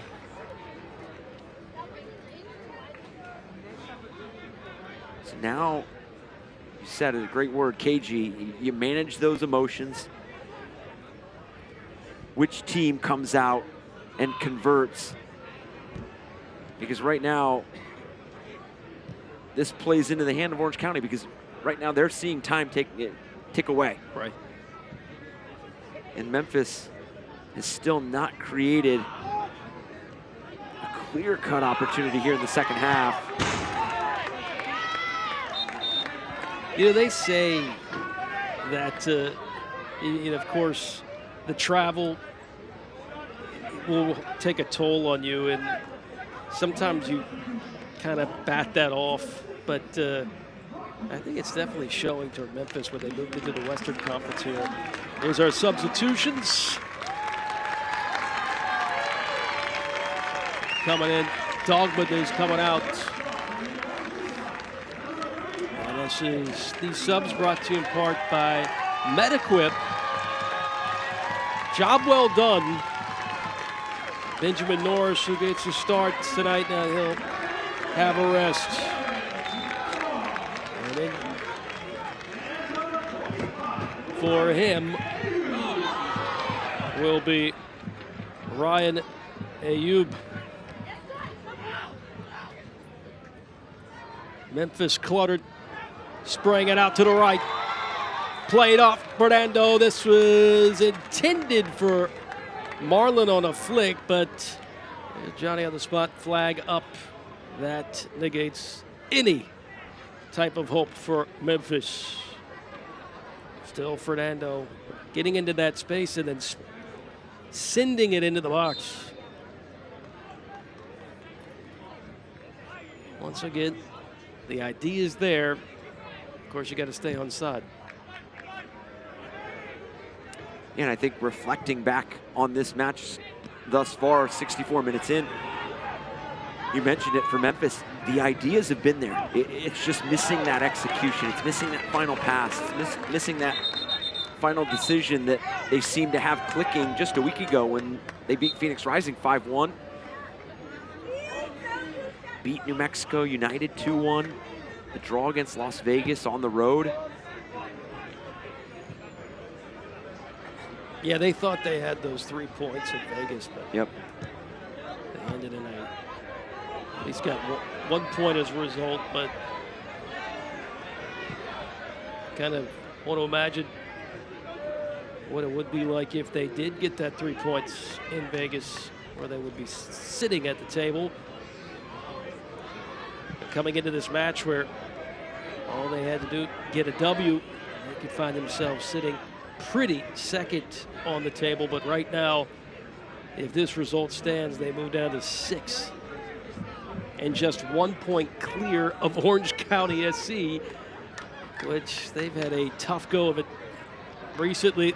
Ward, how he spun that one around. Good awareness, Vom Stig, far stick. And the target was there, right on the forehead for Carriega. What a delivery by Carson Vom Stieg.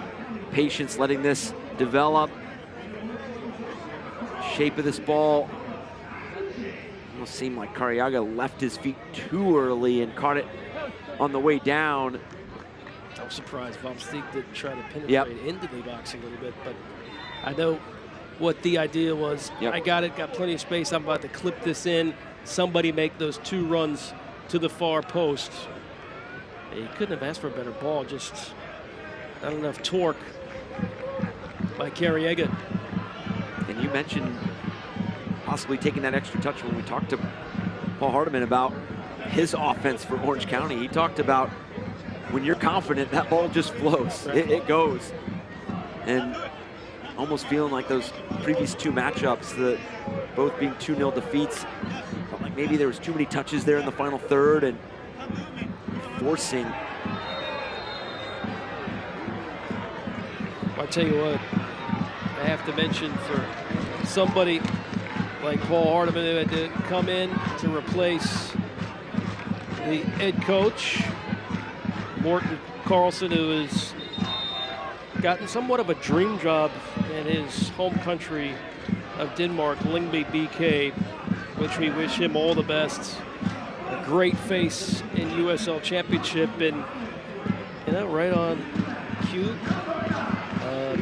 Paul Hardiman was a joy to talk to as well. I mean, we could talk soccer forever, and what a great attitude too. You could say, look what I've been dealt with, and I don't want to talk to anybody, but just having the time to talk to us as broadcasters and give us a sense of what's going on with the side is huge, and we do really, really covet those conversations, whether you know it or not. Zubak is out. Sorto will come in, and of course these subs brought to you in part by MetaQuip. Although Zubak is going to have to wait a little bit, they'll gladly milk the clock here. Zubak, great expressions on his face. He's just got his mouth open and staring. What do you want me to do? Sorto ready to go in.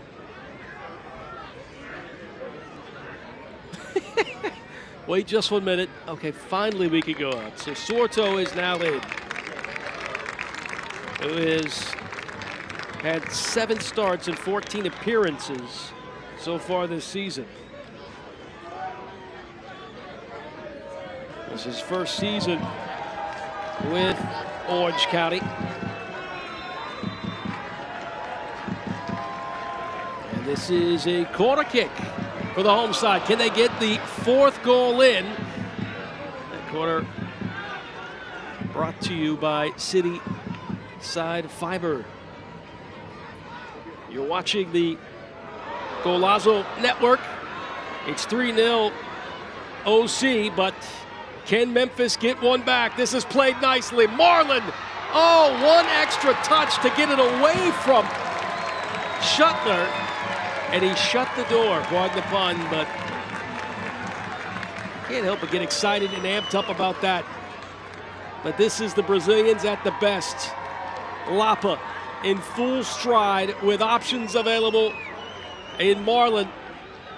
Stopping, 9 times out of 10 that goes in. But just with the bad luck that Memphis has had tonight. And you can see what it means to Orange County. Lapa. Once again, seeing if he can sneak one in the back door. They'll let this one roll out for a throw-in in the final third. Just not been able to find that final action Memphis has. And that leading to some of the frustration you're seeing here later in this match. Memphis owning the possession game, owning shots. They've had 11 4 on frame. Orange County with 8 and 5 on frame, 3 in the back of the net. But the final third entries, 47 for Memphis. They just 36 for OC. Keep hanging around. You're destined to find one hit the back of the net.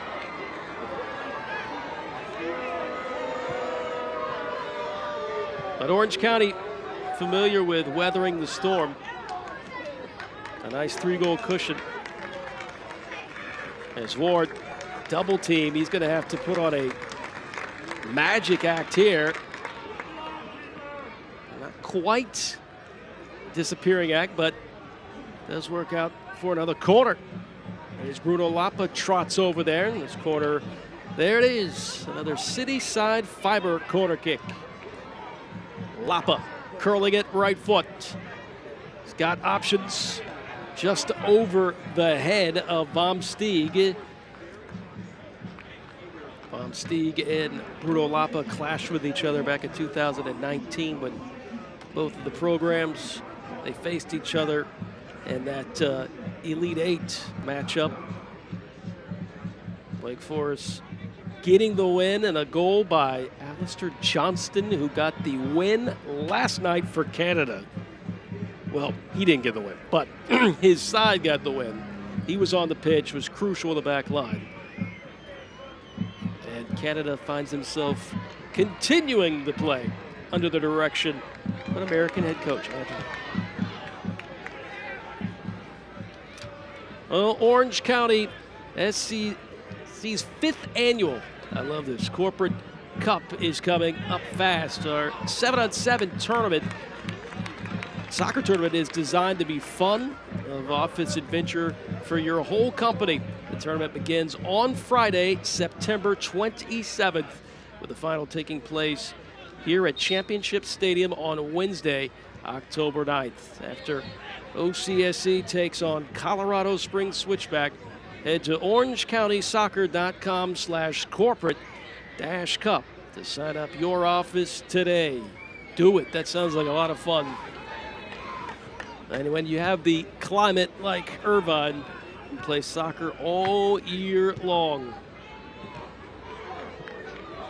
They're playing soccer all night here. OC searching for that 4th goal with lots of confidence. It has bode well for them when they score 2 or more. Here in the 73rd minute, things are looking promising for them to get the 3 points. I mean, the way they have played and continue to play, weathering and navigating different scenarios and the ebbs and flows of this match, just continuing to build confidence.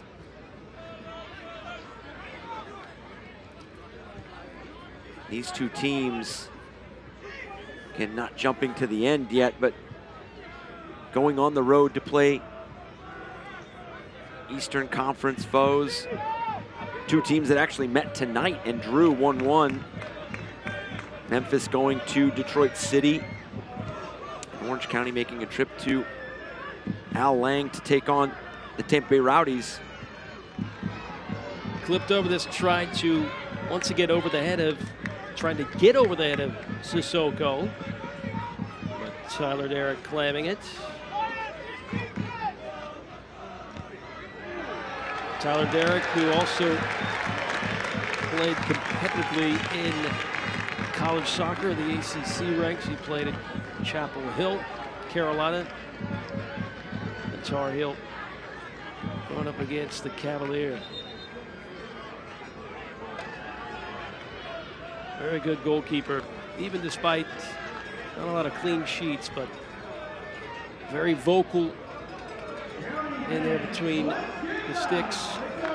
This corner kick, another corner kick by Cityside Fiber. Played in by Flood, looking is Scott. Here's Sorto.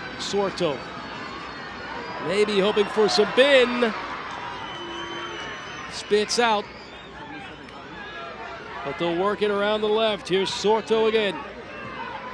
Clipped in, Ward. Can Memphis get on the counter? Immediately cleaned up by Flood. Relentless pressure from Orange County. Wide open is Sorto. Thought about the service, plays it back to his support to Scott. Kyle Scott. Now some triangle passing that was supposed to develop there, but somebody zigged when they should have zagged. We've got substitutions coming on for the visitors. Memphis hoping to bring in some new life. Looks like they're going to bring in Borzak and a young whippersnapper and very talented number 20, Knight Pickering. And Lapa coming out, something that you don't see a lot. The subs brought to you by MetaQuip. Knight Pickering scoring a goal in their last match against Phoenix Rising. Again, we've mentioned it, 5 goals in that match, but 5 different goal scorers. I will be interested to see how Memphis can orchestrate an attack without number 10 in the center of the pitch. He goes out Not his normal night for Bruno Lapa, but still a superb player. Every year in the USL Championship, such a dangerous quarterback in that center of the pitch, if you will. As Duncan moving into that final third, taking away possession back to Orange County, at least for the time being. Now that almost linked up with Sorto, and in a reckless slide tackle, Baumstig, he knows it, he'll take the yellow card, and Sorto is not feeling too fair right now. This is what Orange County has done so well. They've recognized the pressure of Memphis, and they've been able to play not in that line right in front of Memphis, but playing through that line and breaking pressure and putting Memphis in a situation where they've got to go chase the ball down. The referee was so anxious to get that yellow card, he dropped. Baumstig gets it. Competitor though. National champion as well. Yep, probably gonna be a gonna probably be on our end as a broadcaster in the future, but still got a lot of soccer left in him. You mentioned a few moments ago the conversation we had with Paul Hardiman and the time he gave us and the answers, and you could see why he was selected to navigate this team through the change. And as you mentioned, we wish Morten Carlson all the best moving forward, and what a terrific opportunity. Great for the league. Yep. But talking to Paul Hardiman, just the way that he approaches every element that is involved in this game, the set pieces, the emotional side of it, the sport psychology side of it, just every aspect. He played across the pond, a very impressive resume. Played for Sunderland, played the FA Cup final against Liverpool. This looks promising. Sorto left foot, there it is! 4-0. The boys in orange are running away with this one. They're making a statement. And Christian Sorto coming on, making an impact, putting away that fourth goal for Orange County. Just this well worked. Finds himself 1 versus 1. And Paul Hardiman talked about it this week. The bravery that it requires to be lethal and clinical in the final third. And this is what his team has displayed throughout tonight. And Christian Sorto showcasing that with that left-footed finish, tucking it past Tyler Derrick. Sorto, that's his first goal this season. And I thought he may have hurt himself on that, or not hurt himself as far as the physical type, but hurt himself on that possibility of scoring by that one extra touch and a step over, as you know, he kind of almost lost that angle, but he was able to bury it. Looked like he was used to it. It was all muscle memory. And of course, he knocks in the fourth goal, which is proudly sponsored by Hogue. 4 goals for Orange County SC, a team that was in a drought. But it's just, again, there's another match. It's another opportunity. Yeah, and Memphis finding themselves now on the wrong side of a louder result. 4-goal difference last week in that Phoenix Rising match. Now, 4-goal deficit. 23 goals on the season now for Orange County SC. After 7 losses in the last 9. They're putting all on the field now, all the frustration, the heartache, the pain, the tears as well. And They are putting it all on the scoreboard, leading 4-0 to a Memphis team that doesn't lose a lot, and they definitely do not lose in this fashion. I want to give a lot of credit to Kyle Scott and Chata. They've been terrific in the midfield. They've, you know, we talk about how explosive and creative Bruno Lapa can be and is, and then Zach Duncan, and that midfield for Memphis is so potent on and off the ball. But Kyle Scott and Chata have done a great job of managing that and slowing down potential counterattacks from Memphis. And then Kyle Scott, 2 assists tonight. Wow. The first on the Jamison goal to open the scoring, and now on the Christian Sorto goal.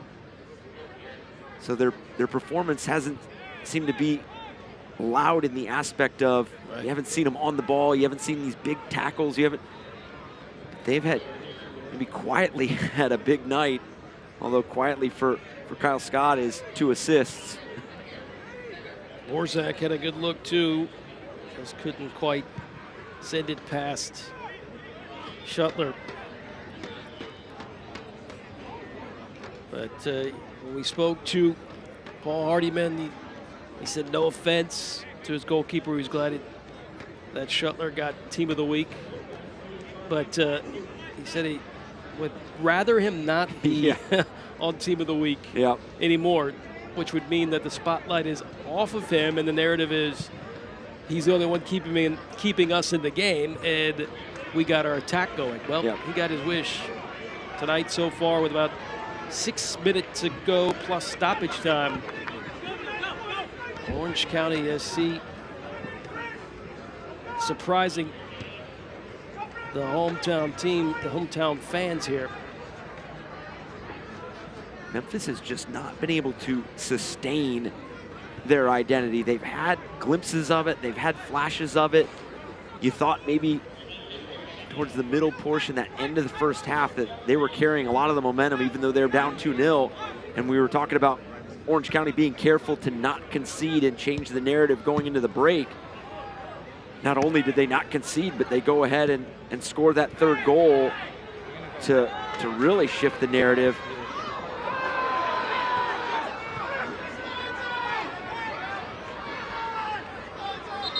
I tell you, Memphis, this thing stalling out in that final third. I mean, they're putting on shots, and they got Chata down. So they're going to bring over an athletic trainer. Not sure what happened to Chata, but he's not. Looks like that tackle on from Sissoko. You can see the Orange County bench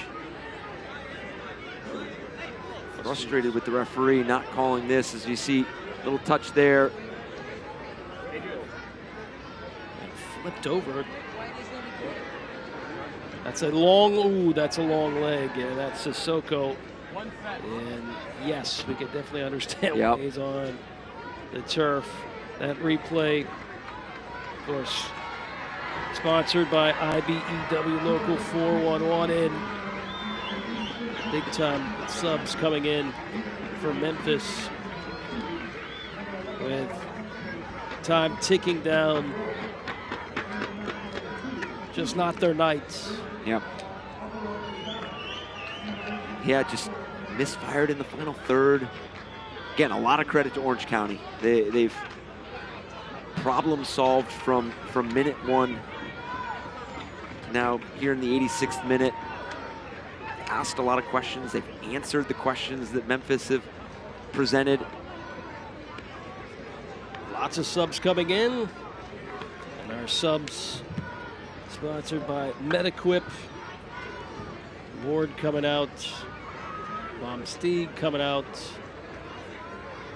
Definitely fresh legs for Memphis. But not a lot of time to work with. Also a sub for Ashish Chata. That was a very, very vicious injury. Luckily, he is now walking off on his own accord. And Ruiz will come in for him. Another substitution. That's proudly brought to you by MetaQuip.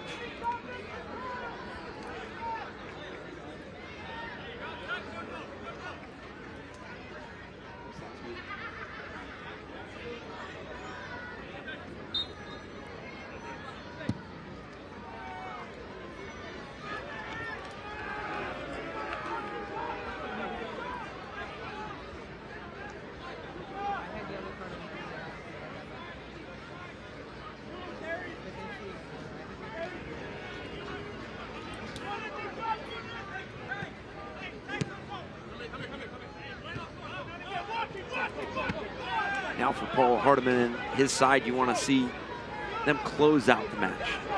You've worked so hard to get to this point where you're up 4-0. Feel like you've put in a complete shift.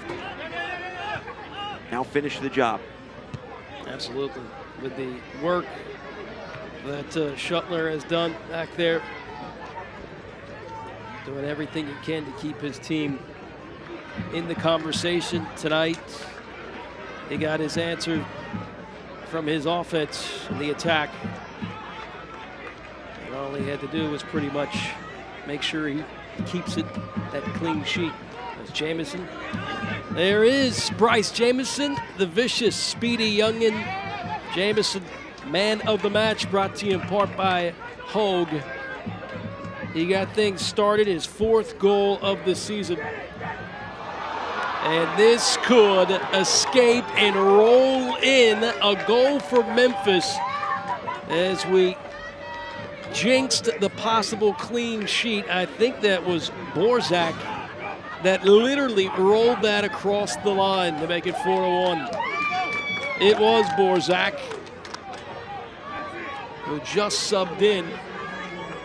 Don't tell this kid to quit. I mean, the journey he has had in his soccer journey has been just a tough climb. Borzak, that replay brought to you by IBEW Local 4-on-1, but Borzak with his 2nd goal of the season. Coming in from a ball from Turchi. And that's where you saw a lot of success last week for Memphis, was their ability to be progressive, be proactive and positive with when they regained possession. They were 1-2 passes in and they were in the final third creating. Now it was that direct ball in from Turchi. Wow, look how this opens up. Somebody claim it. Now Memphis double blocked. May have been swatted out too.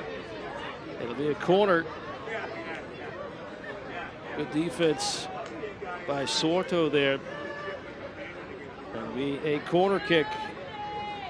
Carriega will take it. Memphis maybe searching to cut this down to a 2-goal lead, but 6 minutes of stoppage time, which will require a miracle for Memphis, but they're in the attacking third, not anymore. And brought down from behind, and Scott goes down, and now some chippiness going on. It was Knight Pickering, and now Ayub is jawing with Tulu. Kyle Scott. Oh, that's just late. Yeah, that's just late and reckless, very dangerous. Yeah, Pickering is a good player. He knows better than that.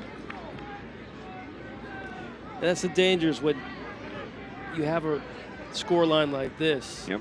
You know, you have to worry about injuries, because for a side like Memphis, they're not used to it.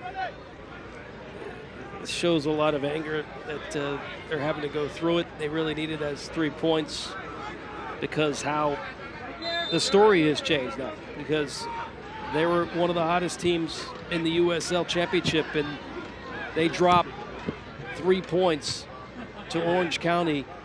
And after all that tough dealings that Orange County SC had, now they find themselves just close to where Memphis is. I mean, just and 1 point shy, and now there's jockeying and pushing, shoving. And I understand the aspect of protecting teammates and wanting to defend teammates. And trust me, that's, you know, what you want to see from your teammates, but you also want to see them on the field the next game. And that's where you mentioned 3 points and how tight the fine margins in the Western Conference. 3 points, 1 point, I mean, that's going to come to make a difference as we continue to play this second half of the season. And for both these sides, you need to be careful in these moments. You see Knight Pickering coming over, saying something to Kyle Scott, and Knight Pickering just picked up a yellow card. Yeah, he's going to be good too.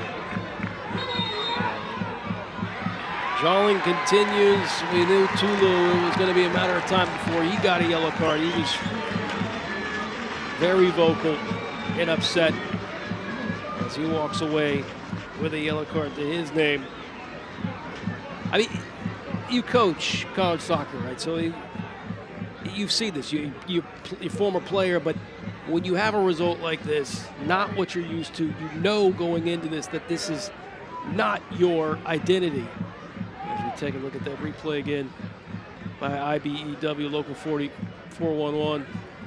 But you kind of just have to put that in the rear view. The best thing about soccer is, you know, you can't dwell on the past. Yep. And it goes even in during the match. If you mess up a pass, 100%. you don't have time to dwell on it. You got to keep going. In the same way for results like this, you just have to take the plane ride back to Memphis, put it all behind, maybe if you use it as a springboard, and then get back to business again. Yeah, you can't let this be more than a loss. And that's to your point. This can't, the frustration can't go into the locker room, can't go and carry into your next game. It can't. You know, we talk about picking up yellow cards, maybe double yellow and finding yourself sent off. Okay, you were off tonight. Yeah. You just didn't. It happens. It happens. You did it to a team last week with the 5-1 scoreline. You've done it to teams throughout the season. And to your point as well, this is where teams have to answer the bell.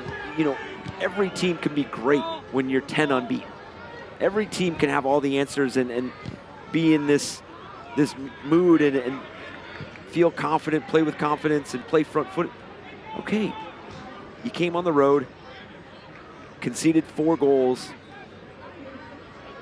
Now, go back, whether you look back at some of the moments throughout this game or look on some of the areas that you can clean up in the final third that just didn't add up. The stoppage time, of course, brought to you by the law firm of Zulfagari. Well played by our player to watch in the beginning of this, the keeper, the netminder,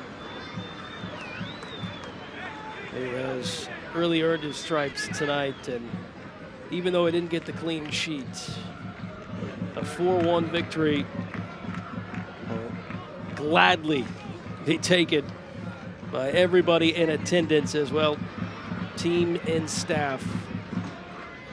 Orange County, who, after watching their coach move back home to another huge opportunity, they've had to go hit some growing pains and try to figure themselves out. And sometimes dark tunnels lead to brighter places. So either wait until you get that light at the end of the tunnel. And maybe we've seen it here tonight on a turning point, which Orange County is no stranger to big turnarounds and big streaks, as that whistle is gladly accepted by everybody in attendance and a huge win by the interim head coach as Paul Handeman comes away with his squad, the Lads in Orange, with a 4-1 victory over Memphis 901 FC. And besides conceding the goal, he has to be thoroughly pleased with his team's performance. They started out fast, ended that first half with a goal to go up 3-0 going into the break, and then they pushed for the fourth. That's the final, and it's brought to you in part by Raising Cane's 4-1. Intriguing result for Orange County SC. We've got more on the way. Stay with us.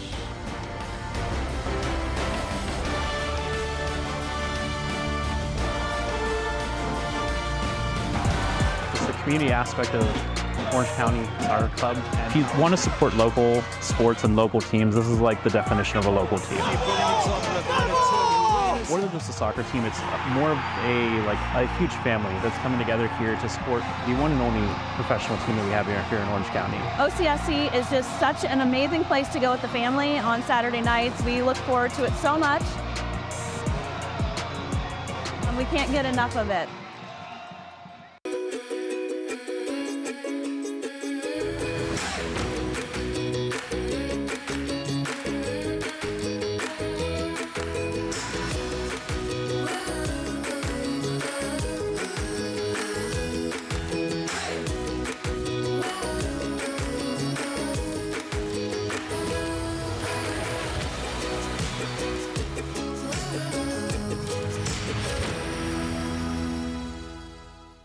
I'm Jay, and as founder of Omega, I understand that as a business owner, you've got a lot in your mind. Let the tax credit ninjas at Omega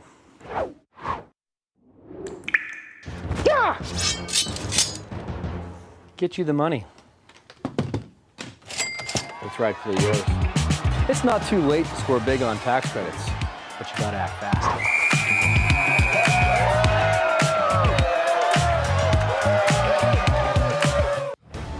And welcome back. Our final 4-1 brought to you in part by Raising Cane's. Eric, your thoughts on how this played out? It's kind of surprised. Check out the highlights in which we had, and you can tell us your thoughts. 4 goals for Orange County, 4 different goal scorers. And it started with this ball in from Kyle Scott into Bryce Jamison, and started the scoring for Orange County early in the 5th minute, putting his side up. You could say 1-0 right there. Yeah, exactly. And then go ahead and pushing for that second goal, forces Turchi into the foul here because of how dangerous he was throughout that early portion of the first half. And then Ethan Zubak, the composure to tuck this ball away. And then they absorbed a lot of pressure to end that first half. Orange County did, but they turn around the second wave of an offensive corner kick, and Owen Lamb, who is typically on the other side of the delivery, leads his team in assists, just absolutely punishes this ball past Tyler Derrick. Mark that as a goal. Yep, changes the narrative going into the break, putting his team up 3-0. And then in the 79th minute, Kyle Scott picks up his second assist of the game and his second assist of the season with this left-footed strike by Christian Sorto, who comes on as the sub for Ethan Zubak and makes an immediate impact. I'm pretty sure he was toying with Sissoko there on that little step over. Those highlights brought to you in part by Omega Accounting. And this is the 6th goal in a row in games for Memphis, so they keep that streak alive. Dylan Borzak tucks this ball away and literally just rolls that in. Yep. So no clean sheet, but this is how the numbers went. 9 in favor. Goals for Memphis. Orange County with 4 goals on 10 shots. And possession clearly in advantage of Memphis too. That is eye-popping. And 4 goals on 7 shots on target for Orange County. So you talk about efficiency. Paul Hardeman's got to feel really good about his team's performance. Obviously the lone blemish being the goal against and not keeping the clean sheet, but overall complete performance from in both boxes, doing it defensively, on set pieces defensively, and then in the run of play, creating and being dangerous. Well, once again, the Noah Benerdalt Foundation wants to remind fans to never drive drunk and get home safely. Get home safely and party as the hometown team, Orange County SC, wins convincingly 4-1. So for my Dynamite crew and my friend Eric Dabrowski, I'm Ty Collins saying good night from SoCal. 4-1 Orange County SC, back in the winning column. This copyrighted telecast of the United Soccer League Championship cannot be retransmitted, rebroadcast, or reproduced without the expressed written consent of the United Soccer League Championship.